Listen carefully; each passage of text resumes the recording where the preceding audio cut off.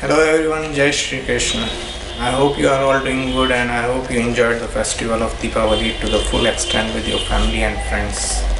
I again wish you, your family and your friends a very happy Deepavali and thank you all for watching the videos and providing the feedbacks. Thank you all. So we will start from where we left off in our last video, in which we have seen how Bhishma abducted three princes of kingdom of Kashi, and one of those princes, Amba, gave the promise, took the oath to actually become the reason of Bhishma death. We will come back to Amba when this story reaches to that point when Bhishma is nearing his death, and we will come to know how she kept her promise. So for now, Amba left the court of Hastinapur after taking this oath, and Vichitraviri got married with the rest of the two princes, Ambika and Ambalika.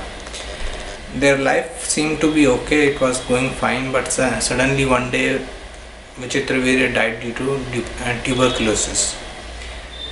This incident of Vichitraviri's death posed a grave concern for the kingdom of Hastinapur, because now there was no one to sit on the throne of Hastinapur. King Shantanu passed away long back, his two sons have passed away, there is no successor, and Bhishma has taken the oath of not becoming the king. So throne is empty. This made Satyavati to request Bhishma that he should better break his oath now. She went to Bhishma and requested that it is high time that he should break his oath and take over the reins of Hastinapur kingdom. She also requested him to marry Ambika and Ambalika so that he could provide a successor to the family, to the dynasty. They had a big argument, big discussion over this point, but Bhishma was not willing to break his oath. Even Dashraj, who actually took this promise from Bhishma that he will never become a king, even he came and he requested Bhishma that I give you liberty to break your oath. If you wish, you can break and take over the reins of Hastinapur. Even then, Bhishma was not willing to break his oath.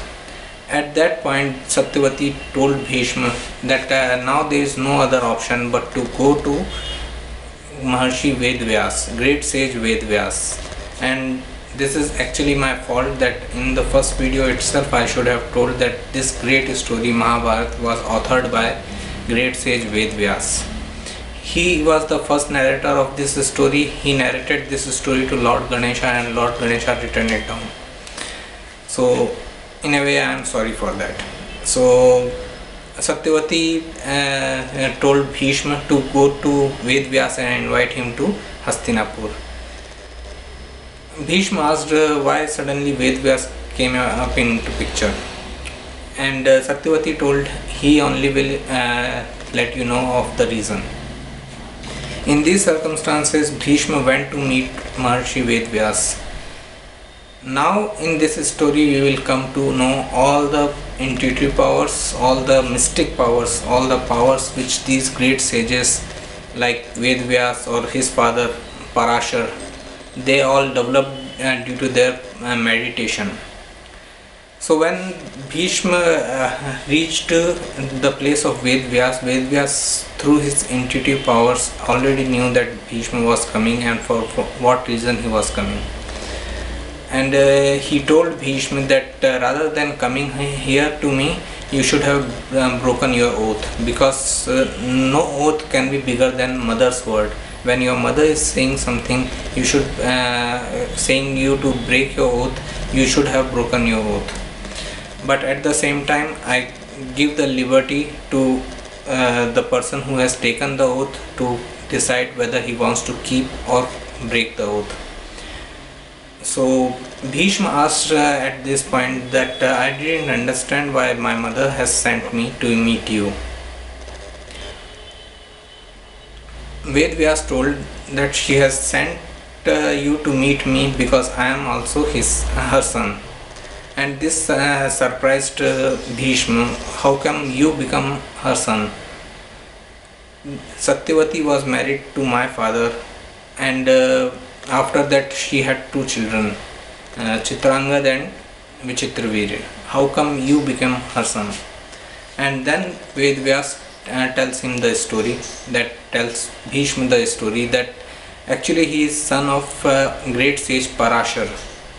Parashara was the first person on the earth to understand that movement of planets and movement of stars have direct effect on human life, and he was the author of the first book of astrology, Vrahat Parashara Hora Shastra, which we popularly know by the name of astrology or Jyotish.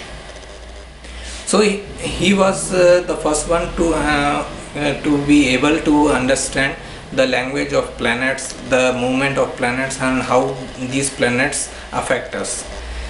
So Ved Vyas told that once Parashara was sitting in the same boat which Satyavati was using to carry passengers from one bank to another bank of the river. It was before Satyavati's marriage to Shantanu. And while sitting in that boat, Parashara realized that this is the perfect time for the birth of a child who can change the course of whole of India, a history of India, who can contribute a great deal to the history of India.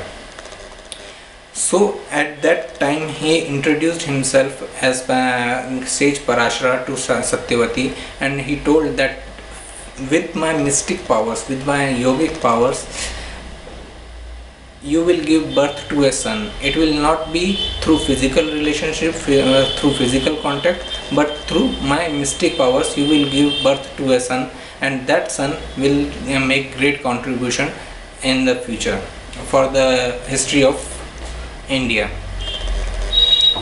And many of you must be wondering how a child can take birth without any physical contact. So wait till the end of this story. I will tell you. We will come to know all the mystic powers these great sages had. So in those circumstances, Satyavati gave birth to Ved Vyas, because he was born through yogic powers, through mystic powers. He attained the adulthood within few minutes. Within few minutes he grown up like a well-grown man, and he went with his father to gain all the knowledge which he had.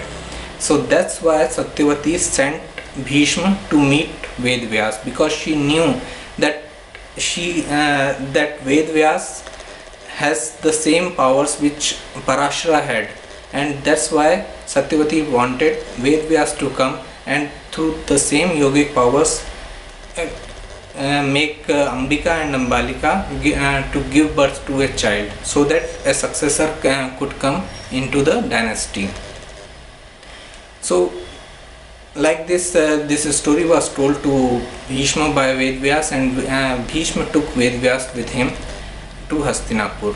We will stop here in this story, and now I will tell you the learning or applicability, whatever you want to say, but the importance of the mystic powers, the yogic powers of our great sages, which we don't realize now because we are unaware.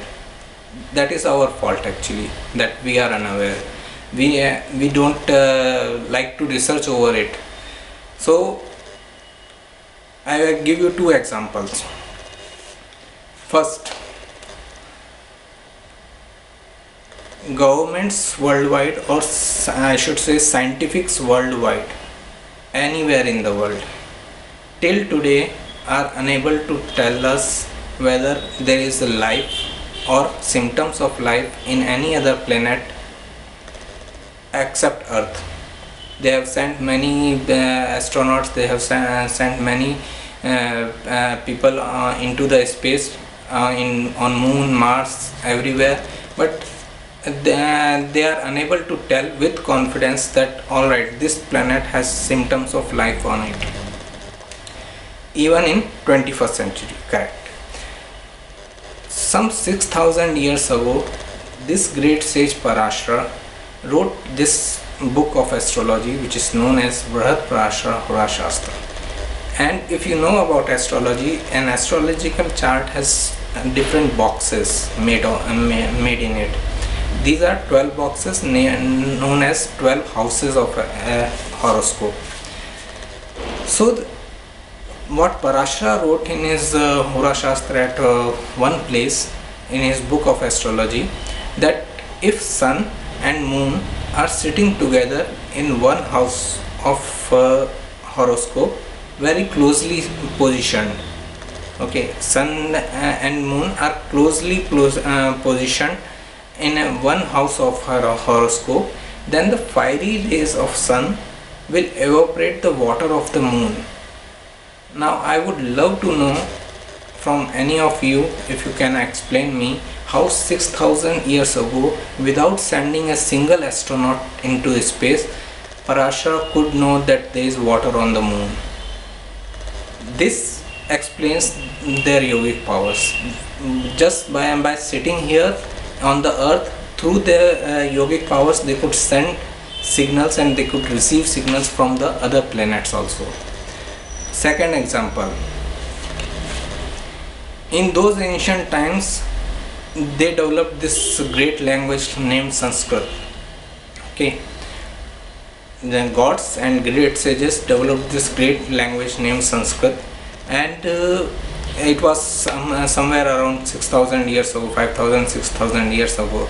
And in July 1987, I repeat, July 1987 edition of Forbes magazine, if you just Google it, search for Forbes magazine Sanskrit, so you will find this this edition. July 1987 edition of Forbes magazine says that Sanskrit is the most compatible language for any computer software. So doesn't it suggest that how progressive these ancient great sages were, how developing these were? They knew at the time of in those ancient days, 6000 years ago, they knew that something like computer will be made in 21st century, and they should start preparing for it, and that's why they made this great language named Sanskrit. So this tells us about the importance of our history, our rich ancient history, which we are very less aware of. So I would request you to please, whenever you find time, please research over it. You will find amazing results. You will realize how rich we were in our history and how progressive and developing these great saints, sages were. So just because they were sitting in a forest, they were living in a forest in an exiled position, or in their ashram, they were eating very less, they were praying more, doesn't mean that they were backwards. They were very forward, they were very progressive, they had all the knowledge of science. The book of astrology, if you get that book of Parashara related with astrology, and if you get a good teacher to teach you, it will tell you how scientific that book is, how scientific is astrology. So with this small learning, with this small applicability in our life, we will close our story here. We will continue what happened after Bhishma took Ved Vyas to Hastinapur, and we will finally reach the main lesson, main applicability of the whole story, from Dashraj putting condition on Bhishma to Ved Vyas making Ambika and Ambalika to give birth to a child through yogic powers. We will compile all these stories together and we will reach a common learning, common applicability of these stories. Thank you all for watching this video. Thank you very much.